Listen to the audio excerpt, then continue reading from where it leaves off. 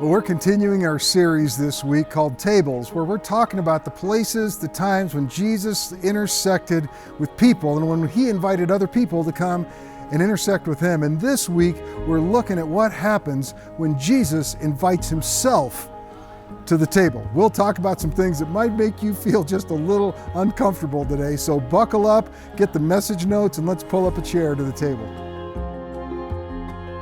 Well, listen, today we are going to look at yet another story of people meeting around a table, of Jesus meeting with somebody around a table. And I just got to tell you, on the surface, this particular story looks like a pretty simple story. In fact, it's actually a pretty short story. And at first glance, it doesn't seem like there's a whole lot in it. I was looking at this, this past week or so, I'm thinking, there's not a whole lot here, right? There's no miracles, there's no healings, like there's no supernatural intervention. I looked at this story for a while and I started thinking, hey, this is gonna be great because it's a holiday weekend, it's 4th of July, we're all barbecuing and doing all of our stuff. This will be a great, fun, little happy story to tell. And then I looked at it for a little while longer and I realized there is something in this story that actually started making me a little bit uncomfortable. In fact, a little more than just a little bit uncomfortable. And truth be told, it might make you feel a little uncomfortable too. So I thought I would give you a little disclaimer before we got started today in this message. Look, I had no intention of this message going this way, okay? I really didn't. I really thought it was gonna be this happy, nice little message about this short little guy named Zacchaeus. And you might have heard of Zacchaeus, right? He was a wee little man, and a wee little man was he. And he climbed up in a sycamore tree for the Lord he wanted to see. Like if you've been to Vacation Bible School, you know this song, right? And the Savior passed that way that day, and he looked up in the tree and he said, Zacchaeus, you come down, for I'm going to your house today. Like you heard that song, right? Great little story, nice little song. I thought it'd be great. Short guy climbs a tree, Jesus goes over his house, his whole life changes. The end, nice. Well, I just want to tell you, here's the disclaimer. If you were hoping for a nice little story like that, you might want to leave now, okay? Because it did not go that, don't leave, but it did not go that way, all right? And here's what I found out after looking at this story a little harder. Sometimes God has more to say than what we just see on the surface. And so we're gonna dig into this story a little bit, and trust me, you'll get so uncomfortable today, you'll wish you had taken my advice to just leave now. Okay, so we'll go through this and hopefully we'll be all right. So let's read this story. Starts in Luke chapter 19, right up at the beginning, Luke 19, verse 1, it says this: Jesus enters Jericho and makes his way through the town.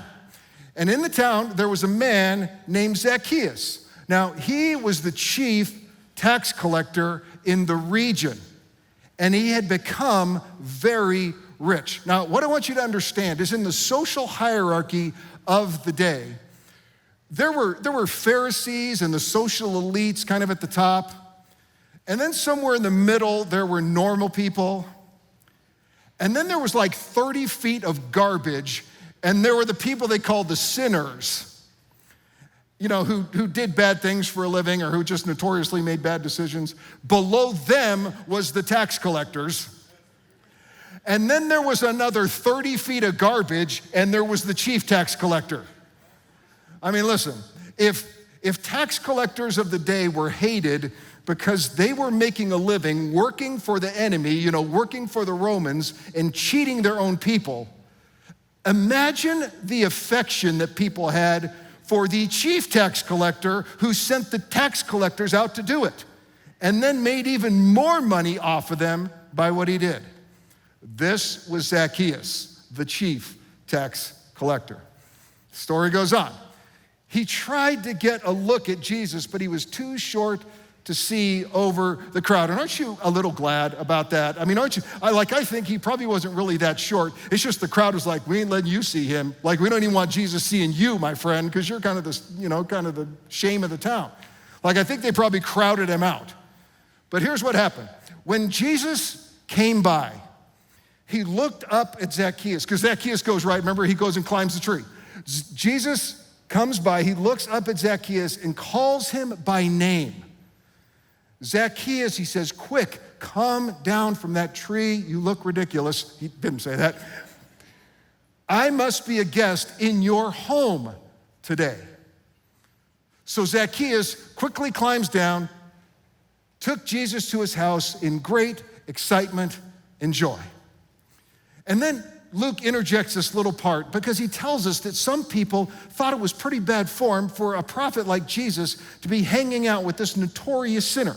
I mean, if Jesus was really a holy man, what was he doing hanging out with this guy? And they were making the case that people often make at times like this throughout Scripture and probably even today, that people like Zacchaeus don't have a place with a person like Jesus.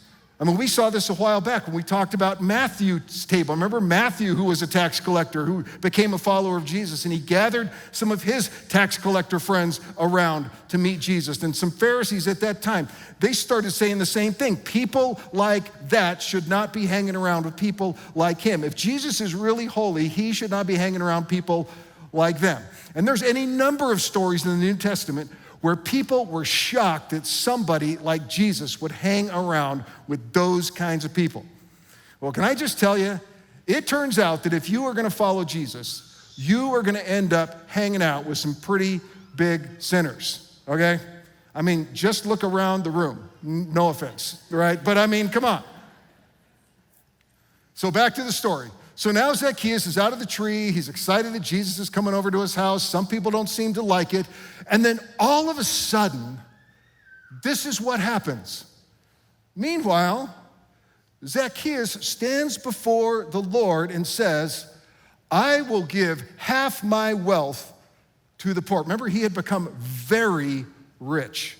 I will give half my wealth to the poor, Lord. And if I have cheated people on their taxes, I will give them back 4 times as much. Jesus looks back at Zacchaeus and he responds this way. Salvation has come to this home. For this man has shown himself to be a true son of Abraham. Now, we could unpack the whole theology of a true son of Abraham, but just understand what Jesus is saying is, you have just stepped into my kingdom.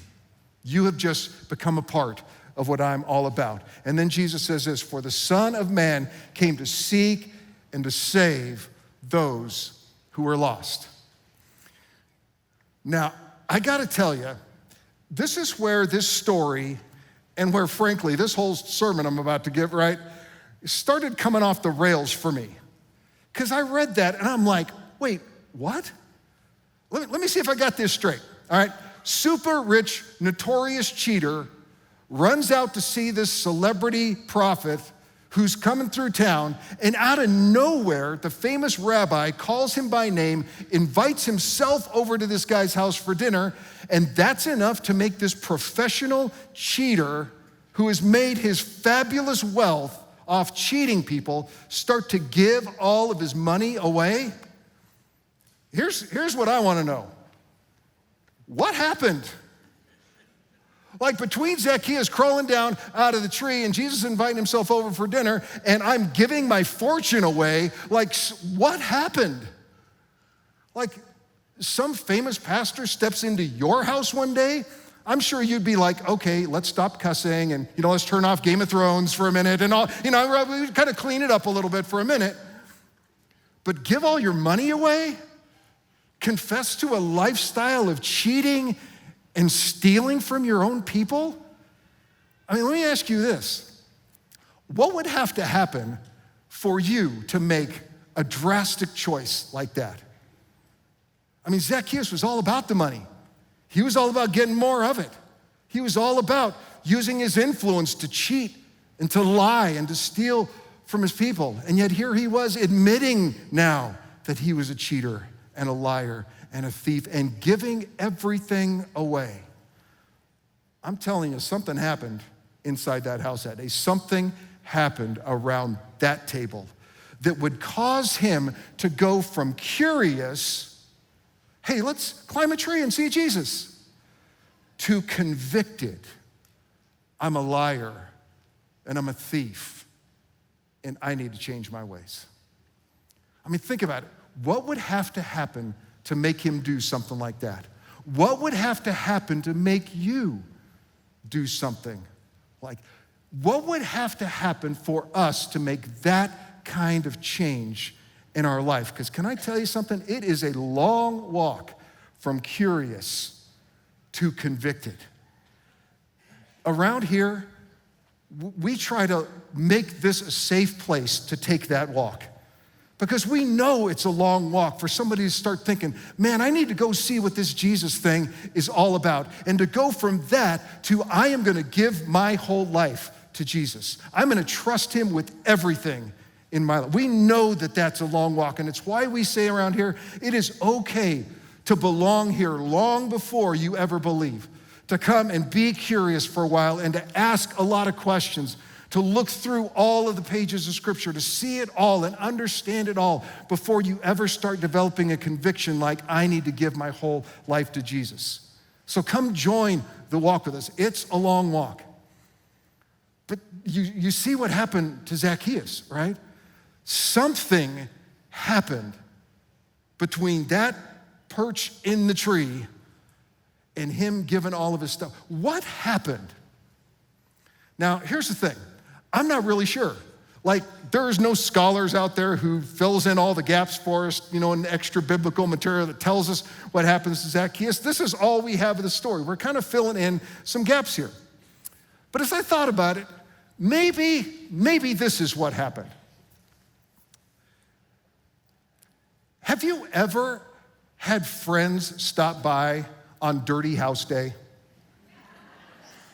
You know what I'm talking about. Dirty House Day, that day that you can, like in our house, that's Tuesday, right? But I mean, like, you know what I'm talking about. You kind of let the house go a little bit. The cleaning lady didn't come that week, and then you remember, oh, we don't have a cleaning lady, right? And, in fact, we don't just stop by anymore in our culture, do we? Like, we kind of have this unwritten agreement with each other that before you just drop by, you text somebody enough ahead of time that they could straighten the place up to make it look like they don't actually live like slobs all the time. That's our social contract with one another. But have you noticed in those rare occasions where people violate that rule and they actually do stop by, that it's always those people who don't have a dirty house. They're the clean house people that always seem to come by at those moments, isn't it? And when those clean house people come by, we all feel so self-conscious because of this right here.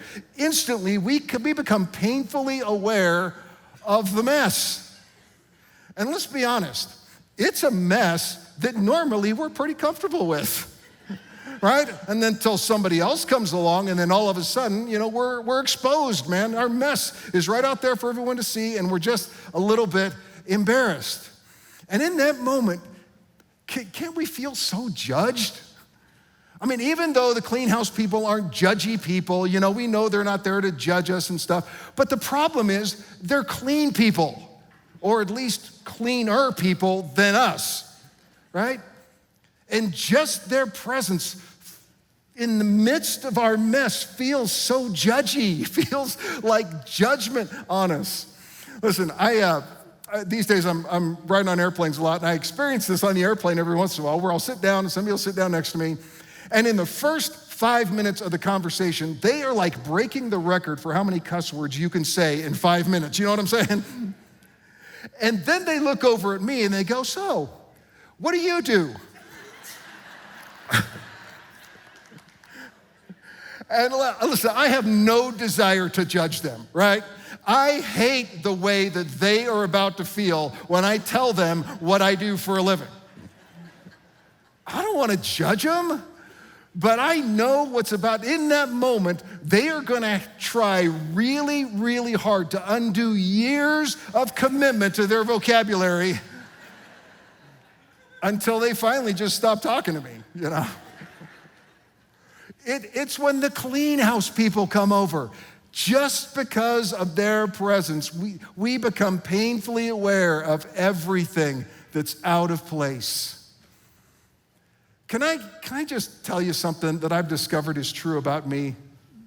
It might be true about you too. We like people to believe that we are better than we actually are. Yeah? In fact, we have this sign in our house. We put it there when we first moved into our house like 20 years ago. We have this sign in our house. Remember, as far as it depends on you kids, we are a nice, normal family, right? As far as anybody knows, right? Listen, we so want to hide our messes. We want to keep all that to ourselves. We want to put up an image. We want to keep up our reputation. We do it all the time with other people, and I think we also do it with God, don't we? But then one day, we find ourselves in a tree, and Jesus invites himself over for dinner. Luke tells us that Zacchaeus was excited and joyful about Jesus coming over, and why not? Why wouldn't he be excited? The celebrity prophet, the famous rabbi, giving him special attention. I mean, Zacchaeus, the one guy that everyone despised, was being acknowledged by the one guy that everyone seemed to admire. Who would not be excited about that? But I wonder what happened when Zacchaeus and Jesus start walking up his front lawn towards the door and then step across the threshold of Zacchaeus' house. Because I think it was in that moment that Zacchaeus had to stand there with Jesus with all of the evidence of his corrupt lifestyle on full display. Everyone else in the community was living modestly. Zacchaeus was living opulently, very rich, remember? While others had valued their loyalty to their people, Israel, he had used treachery against his people and went to work for the enemy and stolen from his people. I wonder how he felt then. As he stood there with Jesus, I think the shame he must have felt wasn't because he was rich while others were poor. Listen, there's nothing wrong with being rich. But I think the shame that he had to feel might have been because all of this stuff that was on display in front of Jesus was acquired because of the darkness of his soul that had allowed him to mistreat his own people for personal gain. It was because of his own selfishness and greed that he had all that stuff. I think he probably even tried to hide his own selfishness and greed even from himself with excuses and explanations of how God had just blessed him. I think everything Zacchaeus had become was exposed in the presence of Jesus. Can I tell you what I have found out to be true in my life? You see things differently when Jesus walks into the room. You see things differently when the light of the world shows up. You see things more clearly about yourself. You see yourself as you really are. You see things as they really are when you see them in the presence of Jesus. Have you ever been there? The Apostle Peter would be there, right? Remember? He denies Jesus 3 times and then a rooster crows over there. And he knew, he saw himself. The Apostle Paul would be there. He's on his way to murder Christians, and the one those Christians follow shows up on the road to Damascus and exposes who Paul really was. Listen, I know there are times where we pray for God's presence. We worship to experience God's presence. But let's be honest, there are times that the last thing we want is for Jesus to come walking in the room and pull up a chair at our table. Because it's in those moments we realize that we can no longer be comfortable with that thing in our life and Jesus in the same room. We want peace, but maybe the reason we don't experience peace is because there is this tension that we feel between that part of our life and who Jesus is, and we just know how inconsistent that is. The presence of Jesus does that to us. Listen, not because he's judgy, not because he wants to heap condemnation on us. He's not judgy. Remember, Jesus is the one who invited himself over for dinner. He knew what was waiting behind that door. He knew what was hiding in Zacchaeus' heart. He's the one who came close. Jesus is the one who wanted to sit with the notorious sinner, even when the crowds were objecting. And in fact, think about it. Jesus is right here with us right now. And look, you didn't burst into flames. Jesus doesn't want to judge us. Truth is, in moments like this, you start to realize it's not Jesus who's judging you. It's you who's judging you. It's you who realizes something's not right, that there's a mess. And what becomes really clear, though, to us is this, that Jesus and our choices cannot peacefully coexist.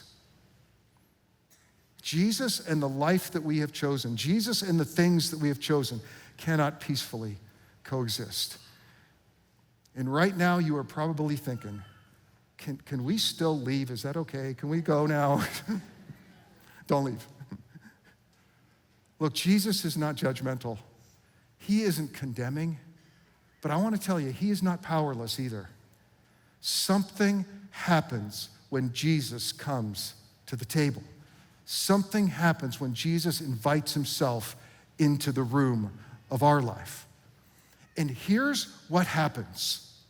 When Jesus draws near, conviction comes with him.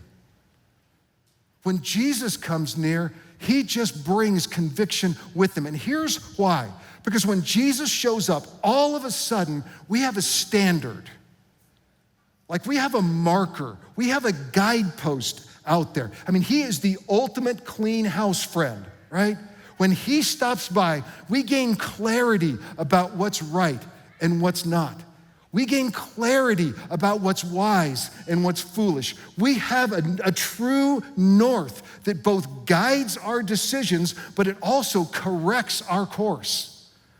You remove Jesus from the conversation, and I believe this, that you lose the ability to navigate your life well. Remember Jesus said, hey, look, I am the way, I am the truth, I am the life. And if you remove Jesus from the conversation, if you back away from the presence of Jesus, what you lose is you lose your way. You lose clarity about the truth. You begin to lose access to the abundant life that he came to offer. You understand? Look, this can happen in every area of our life. Push him away from your marriage.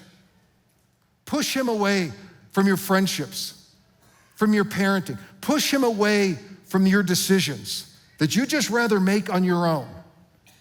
Push him away from your politics. Push him away from every part of your life, and you will begin to lose your way and lose clarity about the truth and lose access to the life that he offers.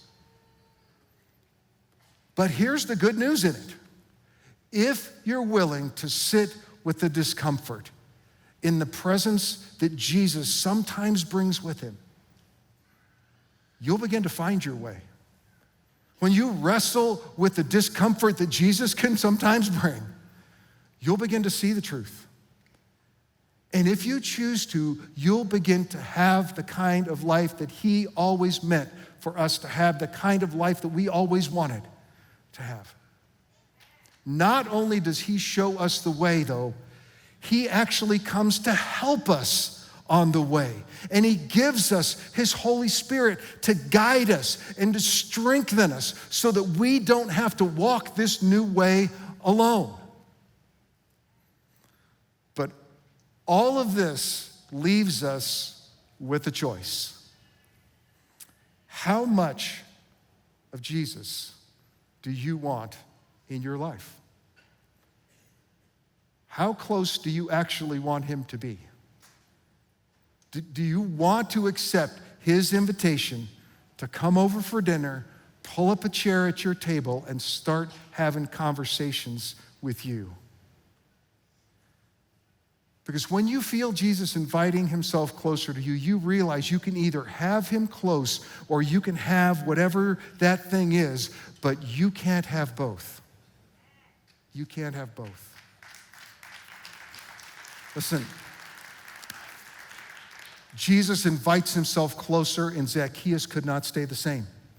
Jesus came close, and it turned his curiosity into conviction. And he began the process of correcting his course, of going a new way, of repairing what he had damaged.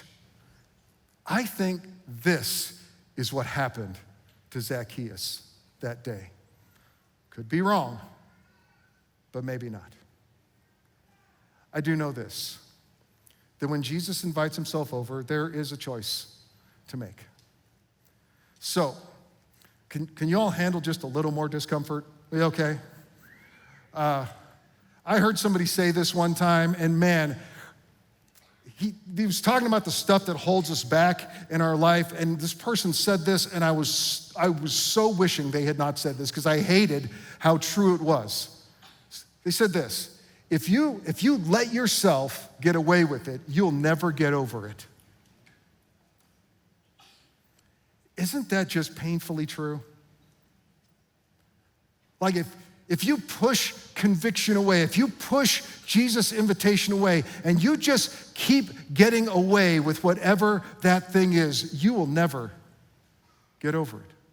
If you let yourself keep getting away with it, you will never get beyond it. You will never move past it. You will be stuck and anchored to the ground right there. And I just want to give you fair warning. If you choose that route, there might come a day when other people might not let you get away with it anymore. There may come a day when other people around you say, I'm not going to let you get away with that anymore. And that's the day the divorce papers show up. That's the day the kids stop calling. That's the day when your business partner or your friends or your family members have had enough.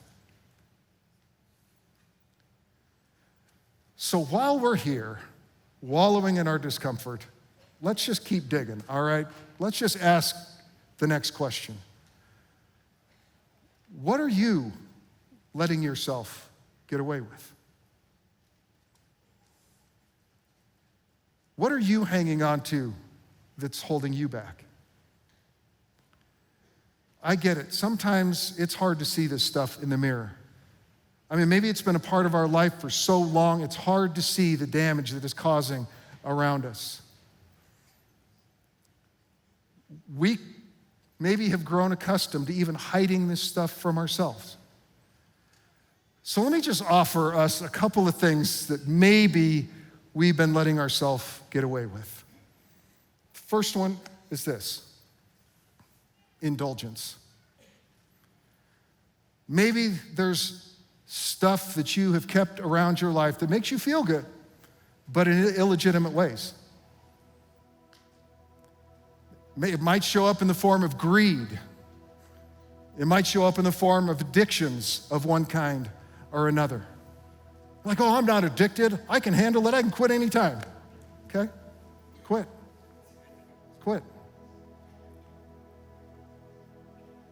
Might show up in the form of affections, things that you're attracted to. Unhelpful things that are ultimately unfulfilling. But we give ourselves permission to have these things or to experience these things because it's not hurting anybody. Might be hurting you. Maybe we're letting ourselves get away with laziness. Anybody just love to be accused of being lazy? I'm not talking about, you got to go do the dishes or mow your lawn. I'm not talking about that kind of lazy. I'm talking about the kind of emotional laziness that says, I know there's a problem in that relationship, but man, that'd be so much work to go and fix it. I know there's this stuff going on inside of me that I probably should get over someday, but man, going to a counselor and working through all that stuff, it's just so much work and so much expense. 1 hour a week on my spiritual life, that's plenty, right? It's the emotional laziness, the spiritual laziness that can set in that just tells us, you're fine the way you are, when God has something more.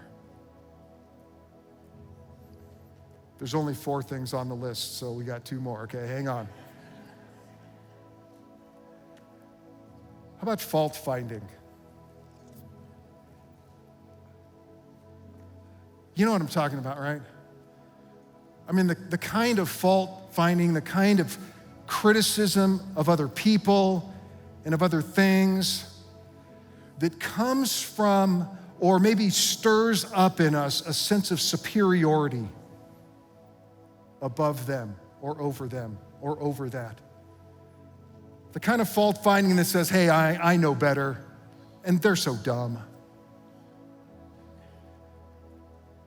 The kind of fault finding that just leaves us in a place where it's easier to just find everything wrong with everybody else rather than letting Jesus point out our flaws so that we can grow more humble and change.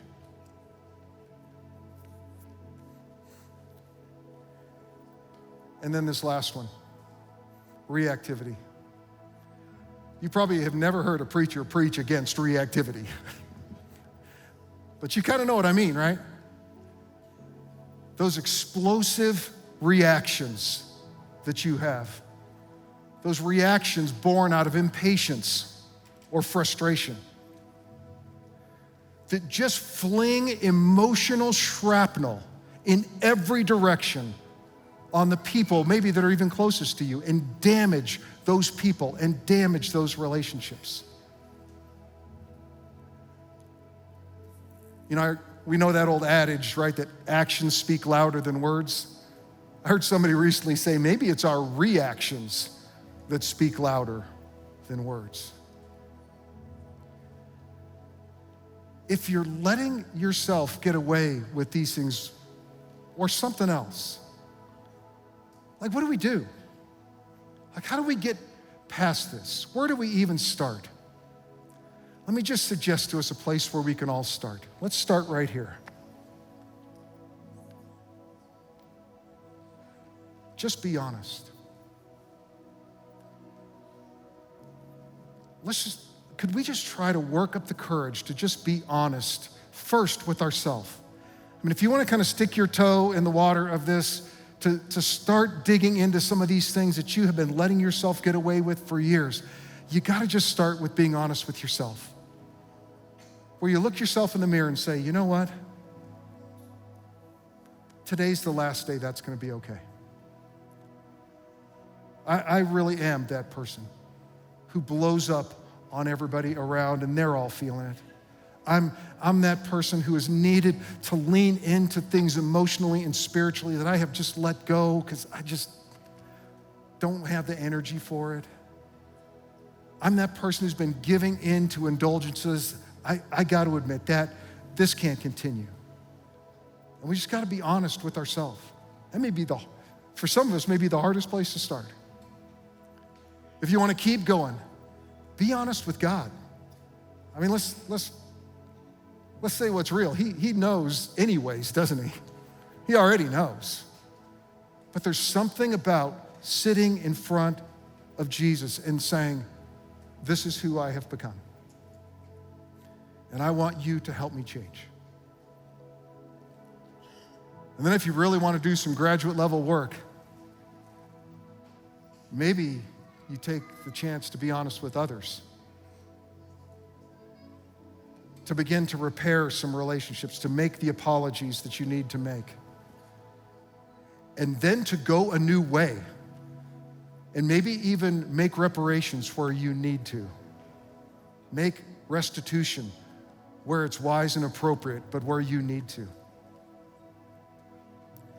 Listen, if we're willing to do the uncomfortable work of being completely honest with ourselves and with God and maybe even with others, and then invite Jesus to come closer instead of push him away, that's where he can begin to help us start the cleanup process in our life. One room, one closet, one corner at a time.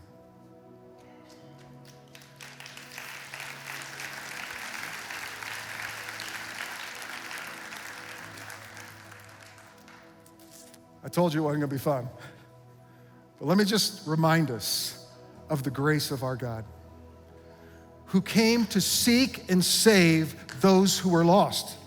By the way, that's us, who came to look for the places in our life that have gotten lost and begin to redeem those and to make those whole again so that we can be the kind of people that he always meant for us to be, the kind of people we always wanted to be. We have a God who relentlessly invites himself over for dinner to have a conversation with us. He relentlessly invites us to let him into our messy house. And when we do that, he gives us a safe place to be honest, and then gives us the power to change. Listen, I know maybe one of the hardest things we can do is be honest with ourselves, to be honest with God, and maybe even to be honest with others. It's one of the most difficult things for us to do, but we know that we will never make any progress without taking that step of being honest about what we have been hanging on to that might have been holding us back, to be honest about what we have been letting ourselves get away with. See what happens when you lean into the presence of Jesus and be honest about where you are. See what happens when you let him come and sit at your table for a while and begin to work out the things in you that may have been holding you back all along. If we can be a support to you, go to canyonridge.org. You'll find all kinds of support and people that want to come alongside you and help. And as always, click subscribe, click share this with a friend. Come back next week. We'll see you then.